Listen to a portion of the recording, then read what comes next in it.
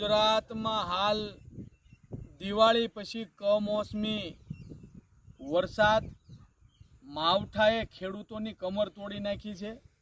હાલ સમગ્ર ગુજરાતના મોટા ભાગના તાલુકાની અંદર પુષ્કળ પ્રમાણમાં માવઠું એટલે કે કમોસમી વરસાદ વરસતા ઊભા પાકને કપાસ હોય, મગફળી હોય કે અન્ય ખેડૂતોએ પકાવેલા પાક જ્યારે તૈયાર થઈ ગયા ત્યારે મોટા પ્રમાણમાં નુકસાની ગઈ છે।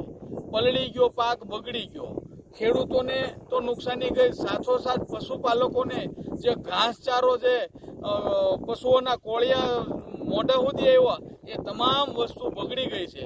તો સરકાર હાલ જે દિવાળી પછી જે માવઠું થયું, જે કમોસમી વરસાદ થયો એનું સર્વે કરાવી ખેડૂતના ખેતરે જઈ અને ખેડૂતોનો જે પાક બગડ્યો છે, દાખલા તરીકે મગફળી હોય, કપાસ હોય, સોયાબીન હોય કે પછી અન્ય કોઈ પણ પાક હોય એની યુદ્ધના ધોરણે સર્વે કરી અને ખેડૂતોને સહાય ચૂકવે।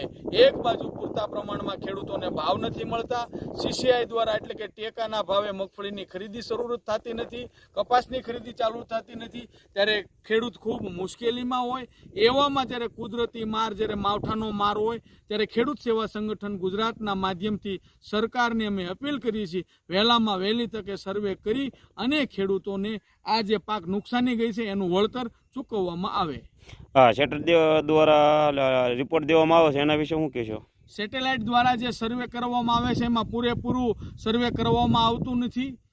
કૃષિ અધિકારીઓ જેવા કે ગ્રામ સેવકો હોય, મંત્રીઓ હોય કે કૃષિ અધિકારીઓ દ્વારા ખેડૂતના ખેતરે જઈને સચોટ નિરીક્ષણ કરવામાં આવે અને જે ખેડૂતને નુકસાની ગયું છે એનું વળતર ચૂકવવામાં આવે।